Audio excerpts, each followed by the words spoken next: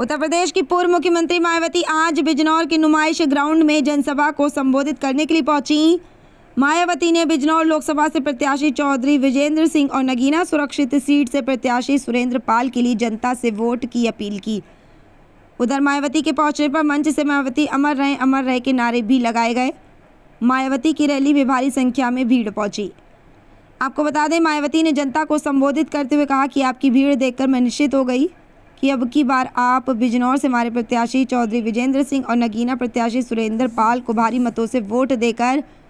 विजय बनाने का काम करेंगे। मायावती ने बीजेपी पर तंज कसते हुए कहा कि अब की बार सांप्रदायिक व पूंजीपतियों की मदद करने वाले भाजपा सरकार भी सत्ता में आने वाली नहीं है। यह जुमलेबाजी की सरकार है। इस बात को जनता समझ चुकी है। अच्छे दिन और खातों में रुपए डालने के बस झूठे वादे किए थे, जिसको जनता समझ चुकी है। बीजेपी के नेता जनता से झूठ बोलने और पूंजीपतियों की मदद करने में 5 साल लगे रहे। जनता इन सब चीज़ों को समझ चुकी है। अन्य विपक्षी दलों के नेताओं पर शिकंजा कसते हुए कहा कि भाजपा सहित अन्य दलों की सरकारों की अपेक्षा बसपा की सरकार में सभी किसानों को जहां गन्ने का उचित दाम मिला है, किसान भी सरकारों के कामों को देखते हुए अब की बार लोकसभा चुनाव में वोट करेगा और हमारे प्रत्याशियों को जिताने का काम करेगा। बसपा की सरकारों में सभी जातियों को एक साथ लेकर उनके हित में काम करने का काम किया गया है। बसपा आज भी सर्वजन सुखाय और सर्वजन हिताय के सिद्धांत पर काम कर रही है। मायावती ने कहा कि हमारे देश की चारों तरफ से सीमाएं भी सुरक्षित नहीं हैं। बीजेपी और कांग्रेस की सरकारों को हमें सत्ता में आने से रोकना है। मायावती ने मीडिया पर तंज कसते हुए कहा कि मीडिया जो एग्जिट पोल व अन्य आंकड़े दिखा रही है, उसे हमारे लोगों को ध्यान में न रखते हुए अपने प्रत्याशियों को जिताने का काम करना है। मायावती ने जनता को संबोधित करते हुए कहा कि अगर हमारी सरकार केंद्र में आती है तो हम जैसे यूपी में विकास और सभी को लेकर साथ चले हैं, उसी के आधार पर हम केंद्र में भी जनता हित में काम करेंगे। जनता से कहा कि आपको अपना वोट बंटने नहीं देना है, आपको अपना वोट केवल बीएसपी के प्रत्याशियों को देना है। अन्य सरकारों में जाटों और मुस्लिम के बीच में दंगे फैलाए गए।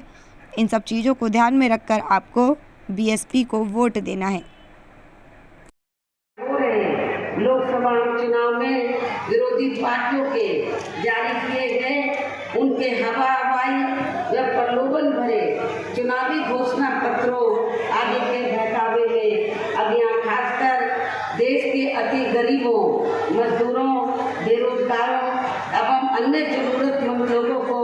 बिल्कुल भी नहीं आना है और अब इन्हें ऐसी सभी विरोधी पार्टियों को हर हालत में केंद्र की सत्ता में आने से जरूर रोकना है, जिनकी कथनी व करनी में काफ़ी अंतर रहा है तथा जिन्हें ये लोग बरसों से आजमा भी चुके हैं। ऐसे में अब मेरा यही कहना है कि आप लोगों को अपने खुद के व अपने प्रदेश एवं देश के भी हित में, अपने क्षेत्र के भी हित में अपने वोटों को यहाँ कांग्रेस, बीजेपी व अन्य विरोधी पार्टियों को न देकर केवल अपनी एकमात्र हितैषी पार्टी बहुजन समाज पार्टी को ही देना है, जो ये पार्टी उत्तर प्रदेश की तरह ही केंद्र में भी अपनी पार्टी की सरकार बनने पर फिर पूरे देश में यहाँ अपनी पार्टी की सर्वजन हिताय व सर्वजन सुखाय की नीतियों पर आधारित की सरकार चलाएगी। इसके साथ साथ केंद्र से जुड़ी आपके क्षेत्र की जो भी यहाँ स्थानीय समस्याएं होंगी तो उन्हें भी फिर दूर करने का हर संभव पूरा प्रयास किया जाएगा। साथ ही जहाँ गरीबों, मजदूरों, बेरोजगारों, कर्मचारियों, किसानों, छोटे व्यापारियों एवं अन्य मेहनतकश लोगों के हितों का भी विशेष ध्यान रखा जाएगा। सर्व समाज में से खासकर दलितों, आदिवासियों, पिछड़े वर्गों,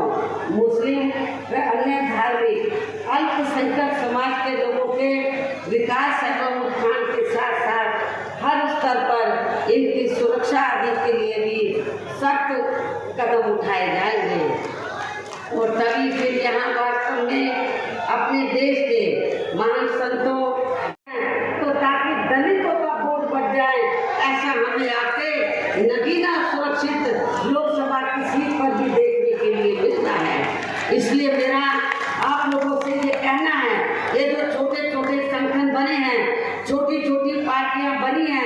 इनका कोई मकसद चुनाव जीतना नहीं है। इनका मकसद बीएसपी का जो बेस वोट है, दलित वोट, उसको बांटकर तो बीएसपी के कैंडिडेट को हराना है और दूसरी पार्टियों को जिताना, ये इनका केवल मकसद है। इसलिए मेरा खास तौर से दलित वर्ग के लोगों से ये कहना है कि आप लोगों को अपना वोट ऐसे संगठन, ऐसी पार्टियों को एक भी नहीं देना है। यदि एक भी वोट दे दिया तो फिर इसका फायदा दूसरी जातिवादी पार्टियों को मिल जाएगा। इसलिए आप लोगों को एक एक वोट आप लोगों को बहुजन समाज पार्टी के उम्मीदवार को देना है। इसी प्रकार आप लोगों को जो बिजनौर लोकसभा की सीट है, यहाँ से भी हमने जाट समाज से तो अपने उम्मीदवार को चुनाव के मैदान में उतारा है। आप लोगों को ये मालूम है कि जब सत्ता पावर में रही थी तो जहाँ पर मुसलमानों और जाटों में काफी नफरत पैदा की गई, दंगे कराए गए, मुजफ्फरनगर में कराए गए, लेकिन मेरी सरकार में जाटों और मुसलमानों में कोई उनमें नफरत पैदा नहीं की गई, कोई उनमें आपस में कोई जातीय संघर्ष नहीं हुआ, कोई भी तनाव पैदा नहीं हुआ। ये सब आप लोगों को मालूम है और इसी मानसिकता पर चलकर ही तो हमने जिनको चुनाव के मैदान में उतारा है वो इसी मानसिकता के हैं कि जो मुस्लिम और जो जाट समाज है, जो पूर्व में यहाँ नफरत पैदा की गई, उसको भाईचारे में तब्दील किया जाए। इसी मानसिकता के हमारे उम्मीदवार है। महात्मा ज्योतिराव फूले, श्री छत्रपति शाहू महाराज, श्री नारायण गुरु, बाबा साहब डॉक्टर भीमराव अम्बेडकर एवं माननीय श्री काशीराम जी चौधरी चरण सिंह जी का भी सपना, अधूरा सपना जरूर साकार हो सकता है, जिनको यूपी में हमारी पार्टी के रही सरकार द्वारा हर स्तर पर पूरा आदर सम्मान दिया गया। और आप लोगों को यहाँ ये भी बताना चाहती हूँ कि जब हमारी पार्टी की बड़ी सरकार ने और खास तौर से चौथी बार जब पूर्ण बहुमत की सरकार बनी और हमने उत्तर प्रदेश में दबे कुचले लोगों के हितों में, वैसे तो सर्व समाज के हितों का हमने पूरा ध्यान रखा था, लेकिन दबे कुचले लोगों के हितों में जब हमने कुछ जरूरी व ठोस कदम उठाए तो ये विरोधी पार्टियों को अच्छा नहीं लगा। और खास तौर से जब हमने अपने संतों, गुरुओं और महापुरुषों को विभिन्न रूपों में आदर सम्मान दिया, उनके नाम से स्मारक बनाए, उनकी प्रतिमाएं लगाई, संग्रहालय बनाए, ये सब अच्छा नहीं लगा। और नतीजा क्या हुआ? तो तब फिर चाहे कांग्रेस हो, बीजेपी हो, सभी पार्टियों को ये लगा कहीं ऐसा ना हो, अभी तो बीएसपी देश के सबसे बड़े प्रदेश उत्तर प्रदेश में सत्ता पर काबिज हुई है, कई केंद्र की सत्ता में बीएसपी काबिज ना हो जाए। बीएसपी अभी तो यूपी में काबिज हुई है, कहीं वो केंद्र की सत्ता में ना काबिज हो जाए, तो बीएसपी को रोकने के लिए आप लोगों को मालूम है तब फिर सभी विरोधी पार्टियों ने अंदर मिलकर तो बीएसपी का जो बेस वोट है, दलित वोट, तो उसको बांटने के लिए, उसको कमजोर करने के लिए, बीएसपी को कमजोर करने के लिए तब फिर इन सभी विरोधी पार्टियों ने दलितों में, आदिवासियों में, पिछड़ों में जो स्वार्थी किस्म के लोग हैं, जो बिकाऊ किस्म के लोग हैं, उनको मैनेज करके तोड़कर तो विरोधी पार्टियों ने तो काफी संगठन बना डाले, काफी छोटी पार्टियां बना डाली। और इसलिए कि जब चुनाव हो पार्लियामेंट असेंबली का तो बीएसपी को चुनाव हराने के लिए, इनका वोट बांटने के लिए तो जो छोटे संगठन पार्टियां बनाई हैं तो उनके माध्यम से वो बीएसपी के कैंडिडेट को हराने के लिए तो वो अपने उम्मीदवार खड़े करवा दें। बल्कि पिछले कुछ वर्षों से केंद्र व अधिकांश राज्यों में भी बीजेपी व आरएसएस की सरकारों के चलते हुए अब इनका विकास एवं उत्थान आदि होना भी काफी हद तक बंदशाही हो गया है। आए दिन इन पर खासकर धर्म की आड़ में हो रही जुल्म जाति भी यह काफ़ी ज़्यादा चरम सीमा पर पहुंच चुकी है। इनके साथ साथ अपर कास्ट समाज में से विशेषकर गरीब लोगों की भी हालत हमें कुछ खास अच्छी नजर नहीं आती है। इनकी गलत कृषि नीतियों के कारण किसान वर्ग भी आए दिन आंदोलित रहता है। साथ ही इनकी गलत आर्थिक नीतियों की वजह से देश की अर्थव्यवस्था पर भी इसका काफ़ी बुरा प्रभाव पड़ रहा है, जिससे यह विशेषकर छोटे एवं मध्यम वर्ग के व्यापारी वर्ग भी काफ़ी ज़्यादा दुखी व परेशान हैं। और अब केंद्र में पूर्व की रही सरकारों की तरह ही वर्तमान भाजपा सरकार में भी, जहां पूरे देश में गरीबी, बेरोजगारी एवं महंगाई आदि भी लगातार काफ़ी ज़्यादा बढ़ रही है। देश में हर स्तर पर फैला भ्रष्टाचार भी अभी तक कम नहीं हुआ है। साथ ही अपने देश की सीमाएं भी अभी तक पूरे तौर से सुरक्षित नहीं हैं। ये भी बड़ी चिंता की बात है। ऐसे में अब आप लोगों को देश में हो रहे लोकसभा चुनाव में कांग्रेस, बीजेपी व इनकी सहयोगी पार्टियों को भी केंद्र की सत्ता में आने से जरूर रोकना है। जिनकी गलत नीतियों व गलत कार्य प्रणाली आदि को आप लोग काफ़ी हद तक आजमा चुके हैं। ऐसी स्थिति में अब ये विरोधी पार्टियां ऐसी जिनके अधिकांश आर्थिक सहयोग से ही ये पार्टी व अन्य पार्टियां भी अपना संगठन चलाती हैं तथा चुनाव आगे भी लड़ाती हैं, जिसका काफ़ी कुछ खुलासा बॉम्ब की अभी हाल ही में आई रिपोर्ट में भी किया गया। इसके साथ ही अब ऐसा लगता है कि कांग्रेस पार्टी की तरह ही बीजेपी ने भी केंद्र की तमाम सरकारी जांच एजेंसियों का ज़्यादातर राजनीतिकरण ही कर दिया है। इसके अलावा देश के किसान वर्ग भी वर्तमान बीजेपी की सरकार में शुरू से ही अपनी विभिन्न समस्याओं को लेकर काफ़ी ज़्यादा दुखी व परेशान रहे हैं और अभी भी हैं। जबकि यूपी में 4 बार हमारी पार्टी की रही सरकार ने इनके हितों का भी हर स्तर पर विशेष ध्यान रखा है। हमारे किसान भाइयों को ये मालूम है कि जब भी उत्तर प्रदेश में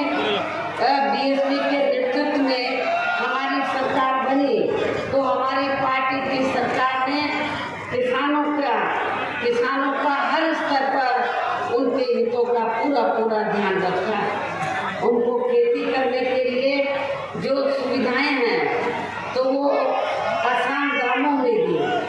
उनकी जो फसल है उसका उचित दाम दिया। और इतना ही नहीं, आपके पश्चिमी यूपी में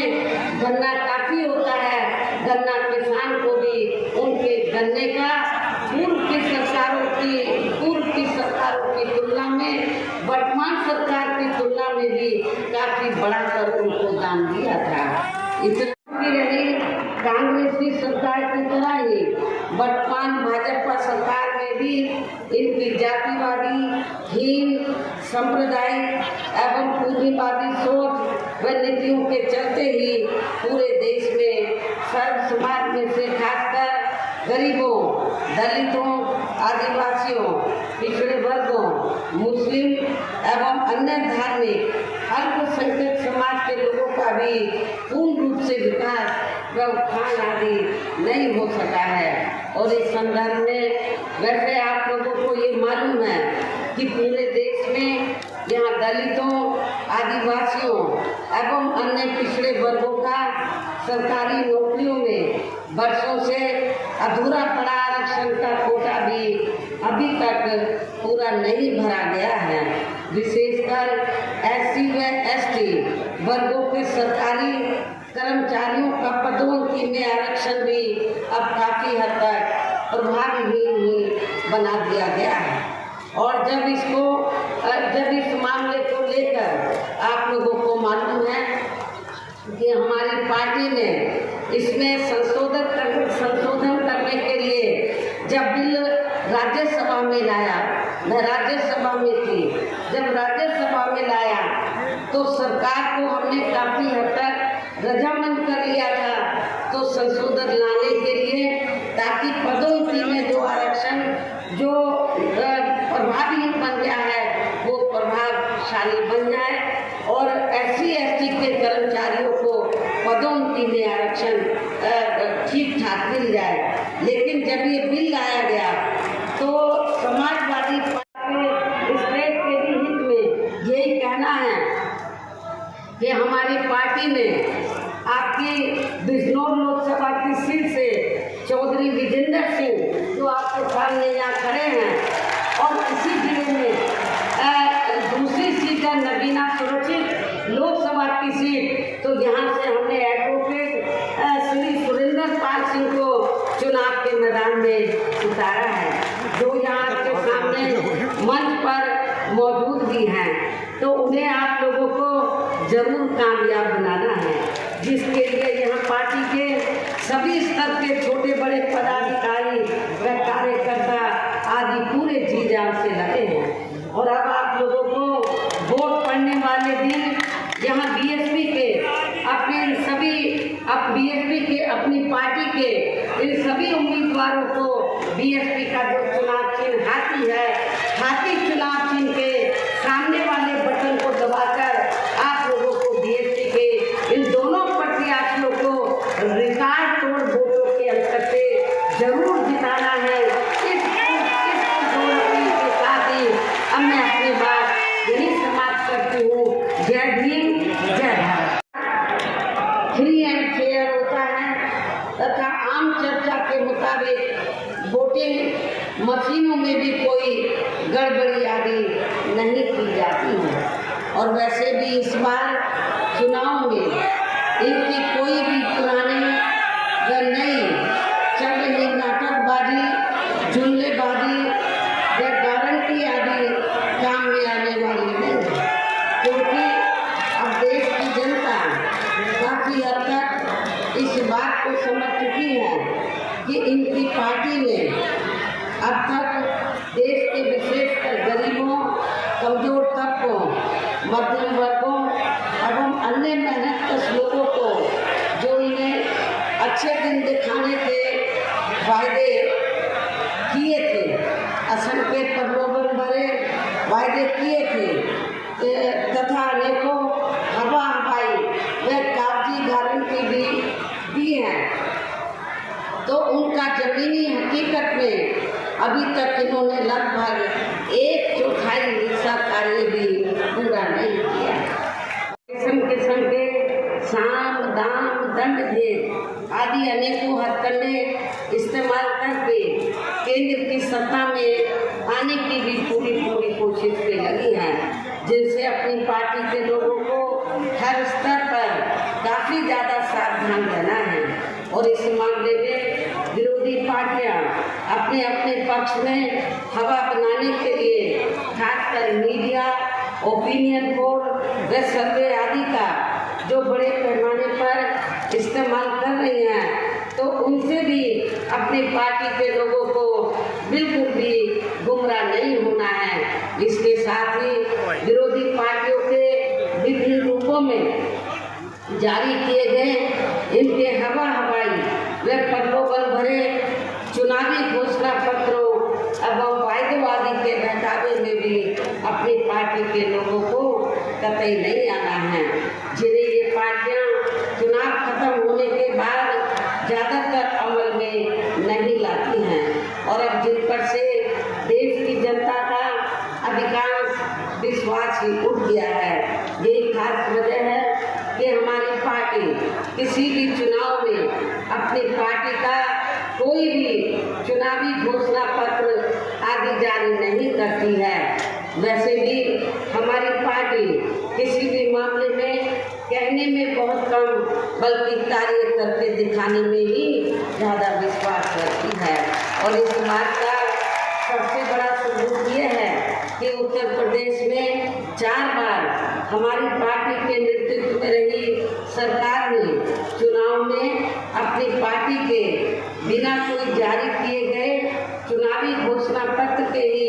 प्रदेश के आम जनहित में काफी कुछ ऐतिहासिक कार्य करके दिखाए हैं। पार्टियों की सरकारें काफी नकल भी कर रही हैं, जबकि इस मामले में हमारी पार्टी का ये कहना है कि यदि इन पार्टियों के स्थान पर केंद्र में हमें अपनी पार्टी की सरकार बनाने का मौका मिलता है तो तब फिर हमारी पार्टी की बड़ी सरकार केंद्र में यहाँ अब तक रही सभी विरोधी पार्टियों की सरकारों की तरह केवल हवाई व कागजी कार्य आदि नहीं करेगी, बल्कि उत्तर प्रदेश की तरह ही जमीनी हकीकत में ठोस कार्य करके दिखाएगी। और इस संदर्भ में खासकर मैं ये कहना चाहूँगी, केंद्र द्वारा देश में पिछले कुछ समय से अति गरीब परिवारों को अस्थायी तौर पर फ्री में जो थोड़ी सी खाद्य सामग्री दी जा रही है या राशन आदि दिया जा रहा है, तो उससे इनका स्थायी तौर पर भला होने वाला नहीं है। और वैसे भी इनकी ये जटिल समस्या देश में हर हाथ को काम देने से ही केवल दूर हो सकती है, जिसकी तरफ हमारी पार्टी की बड़ी सरकार विशेष ध्यान देगी। साथ ही देश में पिछले काफी वर्षों से आए दिन बढ़ रही गरीबी, बेरोजगारी व महंगाई आदि से भी जनता बहुत ज़्यादा दुखी व परेशान है, जिसे भी आर्थिक नीतियों में तब्दीली करके जरूर दूर किया जाएगा। धर्म की भी आड़ में पिछले कुछ वर्षों से खासकर मुस्लिम समाज के लोगों का द्वेष की भावना से जो इनका काफ़ी ज़्यादा शोषण व उत्पीड़न आदि किया जा रहा है, तो इसे भी जरूर रोका जाएगा। और ये सब हमने अपनी यूपी की रही सरकार में करके भी दिखाया है। इसकी गलत नीतियों एवं गलत कार्य प्रणाली आदि की वजह से ही फिर इस पार्टी को केंद्र के काफी राज्यों की भी सत्ता से बाहर होना पड़ा तथा यही स्थिति इनकी सहयोगी पार्टियों की भी बनी रही है, जिसके कारण ही पिछले कई वर्षों से बीजेपी व इनके सहयोगी दल केंद्र एवं काफी राज्यों की सत्ता में काबिज हो गए, लेकिन इनकी भी ज्यादातर रही जातिवादी, पूंजीवादी, संकीर्ण, सांप्रदायिक व द्वेषपूर्ण नीतियों एवं कार्य प्रणाली आदि से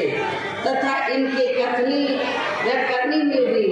काफी अंतर होने की वजह से अब ऐसा लगता है कि इस बार ये पार्टी भी यानी कि भारतीय जनता पार्टी भी केंद्र की सत्ता में आसानी से वापस आने वाली है। गरीब एवं बेरोजगार लोगों को बेरोजगारी भत्ता आदि न देकर उन्हें बड़ी तादाद में रोजी रोटी के साधन भी उपलब्ध कराए हैं,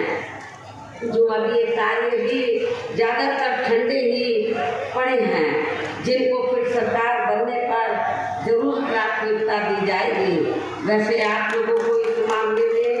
ये मालूम है कि जब भी यूपी